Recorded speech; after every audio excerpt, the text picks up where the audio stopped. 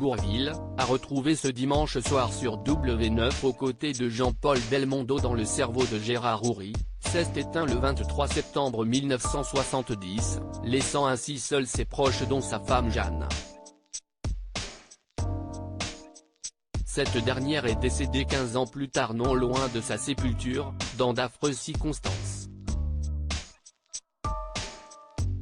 Bourvil, qui donne la réplique à Jean-Paul Belmondo dans Le cerveau de Gérard Houry diffusé ce dimanche 2 juillet à 21h05 sur W9, était marié à Jeanne Le Fric.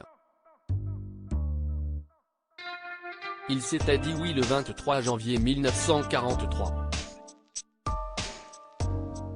C'est à l'âge de 19 ans que le futur acolyte de Louis de Funès, alors joueur d'harmonica, d'accordéon et de cornet à piston dans la fanfare de Fontaine-le-Dain, en Seine-Maritime, tombe sous le charme de celle qui est à l'époque la fille d'un contremaître à la sucrerie du village. Le couple accueille deux fils, Dominique, né en 1950, et Philippe, en 1953. Mais le 23 septembre 1970, c'est le drame. Bourvil décède d'un cancer. De quoi profondément attrister Jeanne, qui le rejoindra au ciel 15 ans plus tard, le 19 janvier 1986, à la suite d'un grave accident de voiture. Elle allait déposer de nouvelles fleurs sur la tombe de son célèbre mari. Aujourd'hui, les deux époux reposent côte à côte dans le même caveau. Un beau symbole, pour ces deux tourtereaux qui étaient inséparables jusqu'à la mort de l'acteur.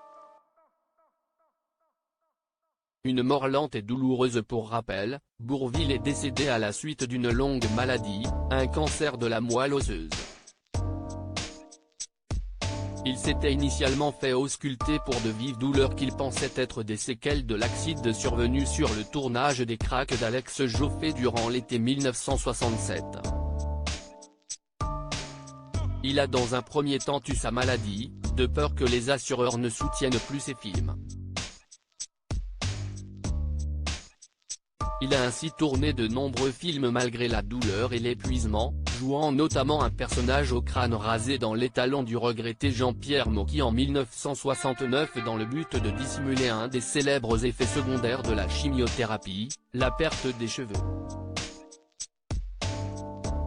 Mais ses proches finissent rapidement par se rendre compte de ses graves problèmes de santé.